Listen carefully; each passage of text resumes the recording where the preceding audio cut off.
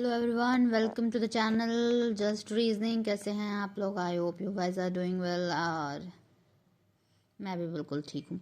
तो चलिए शुरू करते हैं एसबीआई क्लैरिकल मेंस का थोड़ा सा रिव्यू। आई वुड से मतलब मेरा एक्सपीरियंस वो ज़्यादा अच्छा रहेगा कि my experience with SBI clerical mains. तो मेरा एक्सपीरियंस ये था, सुबह से मैं बताती हूँ, पूरा तो नहीं बताऊँगी बट हाँ, 7:30 बजे से मेरा शिफ्ट था 21 को, और जो कि था फ्राइडे। और मेरे हस्बैंड ने छुट्टी ली क्योंकि हमारा सेंटर यहाँ से 2 घंटे दूर है, और ऐसा नहीं कि मैं अकेले नहीं जा सकती, बट सुबह सुबह का टाइम था तो मेरे हस्बैंड ने ऑफिस से छुट्टी ले ली थी, और हम लोग सुबह 7:30 बजे का शिफ्ट था मेरा, मतलब रिपोर्टिंग टाइम। तो हम जल्दी निकलना था, इसके वजह से हम लोग बाइक से, और 2 घंटे दूर था बाय द वे, तो इसी वजह से हम लोग निकले 6 बजे। 6 बजे निकले और 7:30 बजे, और रास्ते में एक और ब्लंडर हुआ था। बाइक में जब पेट्रोल भरवा रहे थे तो उस टाइम में, ये बताना ज़रूरी तो नहीं है बट हाँ, वो पेमेंट एक्सेप्ट नहीं कर रहा था, जिसके वजह से हम लोग को और थोड़ा सा ज़्यादा लेट हो गया था। तो ये अदर स्टोरी हो गया। तो just I am telling my experience. ऐसा नहीं है कि आप लोग को ये वीडियो से बहुत फ़ायदा होगा, आई डोंट थिंक सो, नहीं होगा। अगर आप लोग बहुत अपना टाइम बचाने वाले हैं और चाहिए कि अभी पढ़ाई करें, किसी का टाइम में मतलब ना सुने, तो प्लीज़ ना सुनो यार, मत सुनो, सबसे अच्छा रहेगा जाके IBPS क्लैरिकल मेंस का प्रिपेयर करो। मेरा तो प्रीलिम्स क्लियर नहीं हुआ, तो मेंस का तो अभी मेरे पास फ़िलहाल कोई मेंस नहीं है। अब RRB कल दिए हैं, तो उसका मेंस का देखना पड़ेगा, जो भी सिचुएशन रहने वाला है अभी से। तो पहले मैं अच्छा से शेयर कर लूँ, क्योंकि मैंने वीडियो नहीं बनाई थी ना। IBPS क्लर्क का रिजल्ट का वीडियो बनाया, वो अभी बनाया, और ये SBI क्लैरिकल मेंस का भी अभी बना रही हूँ, क्योंकि 2 दिन से फिर टाइम नहीं मिल रहा था, क्योंकि इधर PO का भी तैयारी करना था। तो इसी वजह से यहाँ पर मैं बता रही हूँ कि मैं गई सेंटर पर, और सेंटर पर मैंने जाके देखा, वहाँ पर लिस्ट जो बाहर बोर्ड चिपकाया रहता है पेपर, उसमें मेरा नाम नहीं है, रूम नंबर नहीं है। कौन से रूम नंबर में है पता नहीं। तो मैं तो इतनी ज़्यादा अभी चिल हो गई हूँ, क्योंकि बहुत समय हो गया है हमारी तैयारी को, अभी तक कोई परीक्षा नहीं निकला है, आई मीन फाइनल नहीं निकला है। मैं बहुत ज़्यादा नॉर्मल बात कर रही हूँ, क्योंकि मुझे पता है अंदर बहुत कुछ है, तो फिर जो है वो है रियलिटी, वही मैं बता रही हूँ कि ऐसा हुआ था। और नहीं था वहाँ पर लिस्ट में मेरा नाम, तो बहुत लोग पैनिक कर जाते हैं, मेरे को कोई पैनिक नहीं हुआ। मैं आराम से अंदर गई, वहाँ जाके पहले बोला कि मेरा नाम नहीं है यहाँ पर, मतलब गेट पर ही जो चेक करते हैं ना उनको, तो वो देखे, फिर वो खुद से चेक कर रहे हैं, ऐसा लग रहा है कि हमको पता ही नहीं है कि ऐसा भी चेक होता है। फिर देखे, फिर बोलते रूम नंबर 9 में चली जाना, 9 में होगा तुम्हारा। तो फिर वहाँ पर मेरे हस्बैंड भी थे, तो वो बोले कि क्या हुआ। हम बोले यहाँ पर तो पेपर में मेरा नाम ही नहीं है। तो एक्चुअली वहाँ पर ना 2 सेंटर है, मतलब सुरेंद्र इंस्टीट्यूट एक है ION का, डिजिटल सुरेंद्र इंस्टीट्यूट ऐसे है, ION डिजिटल। तो दोनों का गेट सेम सेम है, आई वुड से, मतलब जो सिलीगुड़ी में सेंटर जिनका होता होगा पता होगा उनको, ऐसा ही है, 2 बगल बगल में सेंटर पड़ता है एक ही स्कूल में। तो फिर वो ये बोलते हैं कि नहीं यहाँ पर नहीं है, तो वो वाले गेट में जाकर देखो, उसमें होगा। तो फिर वहाँ गए, वहाँ पर जो गार्ड थे उनको बोला, तो वो बोलते हैं कि ये तो ION वाला है, ये इसका नहीं है, वहाँ वो गेट पर जाओ। फिर वहाँ से वो उस गेट पर गए। फिर गेट पर जाने के बाद में हम अंदर घुस गए, मेरे को पता था कि अंदर जाके ही जो होगा सो होगा। तो ये बोलते जल्दी जल्दी निकल जाओ, नहीं तो फिर लेट होगा। बोले चाय तो पिला देते, तो फिर चाय तो पी के गए, क्योंकि चाय नहीं पियेंगे तो फिर दिमाग थोड़ा फ्रेश नहीं होता है। और हाँ, ग्लूकोज वगैरह का पानी मैं लेकर गई थी बाय द वे। तो ठीक है, चाय पी लिए, उसके बाद हम घुस गए आराम से, और अंदर गए तो लाइन में जो चेकिंग होता है वहाँ पर खड़े थे लाइन में। और वहाँ पर हमसे रूम नंबर पूछे, तो हम बोले रूम नंबर हमको नहीं पता है, क्योंकि वहाँ पर बाहर में पेपर में नहीं दिया हुआ है। वो तो पेपर में देख लो, मतलब नहीं है। तो फिर एक और जो सर रहते हैं वहाँ पर, वो बोले कि दो पे अपना एडमिट दो, तो फिर एडमिट दिए। एडमिट देख के बोलते रूम नंबर 3 में जाओ। तो हम गए रूम नंबर 3 में गए, फिर लाइन लगे। लाइन के बाद मेरा नंबर आया, और मेरा नंबर आने के बाद में सर वहाँ पर बोलते हैं कि ये तो तुम्हारा है ही नहीं, यहाँ पर नहीं है तुम्हारा। हम बोले नहीं है, मेरा लिस्ट में नाम, कौन सा रूम नंबर है? हम बोले मेरा लिस्ट में नाम नहीं था वहाँ पर। तो सर बोले नीचे वाले कि 3 रूम नंबर में जाना है। तो बोलते हैं नहीं है। फिर बोलते हैं आप PWD कैंडिडेट हैं? बोले PWD? हम बोले नहीं, नॉर्मल कैंडिडेट है। तो फिर बोलते हैं नहीं है यहाँ पर।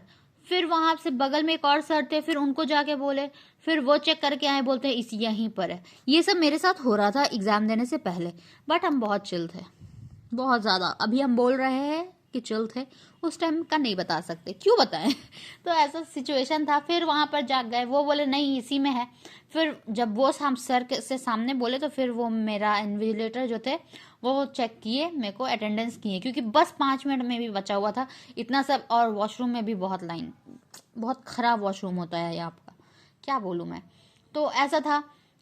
वो सब हुआ, उसके बाद मेरा चेक इन हुआ, उसके बाद रूम नंबर 1 अलॉट हुआ। फिर रूम नंबर 1 में जाके एग्ज़ाम देने बैठ गए। तो एग्ज़ाम दिए, जीए का सेक्शन खुला मेरे पास। और जीए में मेरे साथ क्या होता है, जीए में जितने क्वेश्चन थे, पहला क्वेश्चन दूसरा क्वेश्चन सॉल्व, मतलब समझ ही नहीं आ रहा। और अभी मैं बता दूं, मेरे को क्वेश्चन याद नहीं है, बट हाँ वो महाराष्ट्र में तुंगभद्रा ना क्या था, कौन सा टेम्पल, वो मुझे तुंगेश्वर टेम्पल ऐसी कुछ था, वो मुझे लग रहा था कि Maharashtra is the right answer, but I was not sure, so I could not just tick that. और this things happened with me in 5 to 6 questions continuously. मेरे को लग रहा था कि हाँ यही होने वाला आंसर, यही होने वाला, but I was sure, no I wasn't. तो मैं क्या कर रही थी कि अरे ठीक है यार, शांति से आराम से करते हैं ना, मार्क फॉर रिव्यू लगा के छोड़ देते हैं, आगे फिर से रिपीट करेंगे तो देखेंगे। फिर चल रहा था तो वो ऐसा हुआ, मैंने फिर रिपीट किया। वैसे मेरे पास टाइम था, तो ऑब्वियसली बहुत टाइम होता है जीए में, तो मैंने देखा, बट मैं श्योर नहीं हो पा रही थी। मेन प्रॉब्लम यही था कि मुझे बहुत डर लग रहा था कि मैं अटेम्प्ट करूं कि नहीं करूं, तो I could not, because I did not want to कि मेरे को ज़्यादा नेगेटिव लगे। तो ऐसा नहीं है कि मैं जितना आता था बस उतना ही टिक किया, नहीं, मैंने भी गेस किए हैं, जिसमें से अभी तक मैंने जितना चेक किया है उसमें से बहुत कम ही सही हुआ है। तो ऐसा हुआ है मेरे साथ में, 20 बना लिया मैंने, टिक कर लिया, जिसमें से 10 या 12 में मैं श्योर थी कि मेरा यही होने वाला है। अपार्ट फ्रॉम दैट मैंने गेस किया, to be honest yes, I took a wild guess, और आई डोंट नो क्या होने वाला है रिजल्ट। तो मैंने टिक किया। उसके बाद फिर इंग्लिश का सेक्शन आया। इंग्लिश के सेक्शन में आई वॉज वेरी श्योर कि अच्छा जाएगा, बट एक जो आया था पैराग्राफ, वो पैराग्राफ का कुछ सर पैर नहीं था, मुझे कुछ समझ ही नहीं आ रहा था कि वो पैराग्राफ है क्या है, कैसे करूं। और उसके वजह से मेरा बहुत टाइम, मैं उसको बाद में की वैसे, लेकिन पैराग्राफ बहुत ज़्यादा थोड़ा सा अलग ही टाइप का आ गया था, तो वो पैराग्राफ मेरा नहीं बना। और 1-2 क्वेश्चन मैंने छोड़े होंगे जो कि मुझे याद नहीं है अभी, क्योंकि 2-3 दिन हो गया है, और अभी फ्रीक्वेंटली मेरा ट्रैवल इतना चल रहा था कि मुझे याद नहीं आ रहा है। फिर उसके बाद मैथ्स का सेक्शन खुला। मैथ्स के सेक्शन में वही सिंप्लीफिकेशन अच्छा था, क्वेश्चन स्टार्टिंग का अच्छा क्वेश्चन आया था, एक सामने का फर्स्ट में ही जो पजल आया था ना, puzzle sorry I would say first question ही कुछ था जो कि मुझे अभी याद नहीं आ रहा है, जो भी था मैंने सॉल्व किया था, तो ठीक ठाक क्वेश्चन बने। मैं और अच्छा कर सकती थी, हाँ और अच्छा कर सकती थी, मैं बहुत स्लो हो गई थी एग्ज़ाम में। मतलब मेरा ऐसा था कि हाइपर नहीं होना है, और ज़्यादा मतलब क्या बोल सकते हैं उसको, डरना नहीं है एग्ज़ाम में, वो फियर को मैं ख़त्म करके चाहती थी, जिसकी वजह से मैं थोड़ा रिलैक्स होने का कोशिश की थी, और कुछ ज़्यादा ही रिलैक्स हो गई थी, क्योंकि जिसकी वजह से मेरा स्पीड कम हो गया मैथ्स में स्पीड कम हुआ, और फिर मैं जितना अटेम्प्ट कर सकती थी उतना नहीं कर पाई। बट मैं हाइपर होके जो हड़बड़ाई नहीं, जिसकी वजह से मैं थोड़ी स्लो हो गई, तो कुछ ज़्यादा ही स्लो हो गई। फिर रीजनिंग का सेक्शन खुला, रीजनिंग में मैंने किया, और अच्छा क्वेश्चन आया था, और भी अच्छा कर सकते थे। मैं बस वही मैंने जो बोला है कि मेरा थोड़ा टाइम का मैं मैनेज नहीं कर पाई, मैं थोड़ा ज़्यादा ही स्लो हो गई, मेरे अकॉर्डिंग मैं स्लो हो गई थी। मैं कुछ और ज़्यादा ले सकती थी, मतलब कर सकती थी, बट आई कुड नॉट। सो ये मेरे ओवरऑल थिंग्स हैं, जो ज़्यादा मैं टाइम नहीं लूँगी आप लोग का, क्योंकि मैं कुछ नहीं बता पा रही हूँ एग्जैक्ट क्वेश्चन क्या थे क्या नहीं थे, आप लोग देखना चाह रहे होंगे, बट ऑनेस्टली मेरे को याद नहीं है, हम याद ही नहीं रखते।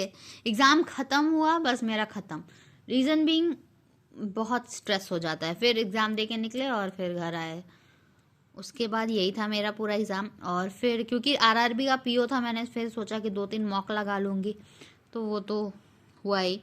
तो बस ओवरऑल यही था। अटेम्प्ट्स के अकॉर्डिंग जो होगा रिज़ल्ट बताएगा, रिज़ल्ट भी मैं शेयर करूँगी। बहुत हार्ड होता है अपना रिज़ल्ट शेयर करना, बट मैं सोच रही हूँ मैं करूँगी। और रीजनिंग में तो अच्छा होना चाहिए था बस, बट इस बार मेरा हो नहीं पाया यार, जितना अच्छा सोचे थे, जितना सोचे थे ना। ऑन एंड मतलब लास्ट में यही बोलेंगे कि जितना एक्सपेक्ट करके गए थे, जितना सोचे थे, उतना अच्छा दे नहीं पाए एग्ज़ाम। और मेरा यही है। और प्लीज़ नेगेटिव मत बोलिएगा, वैसे भी हम लोग दुखी रहते हैं, क्या ही बोलेंगे आप लोग नेगेटिव बोल के। तो ऐसा कुछ सिनेरियो है मेरे साथ। So thank you for watching. देखते हैं नेक्स्ट वीडियो आरआरबी का बताते हैं।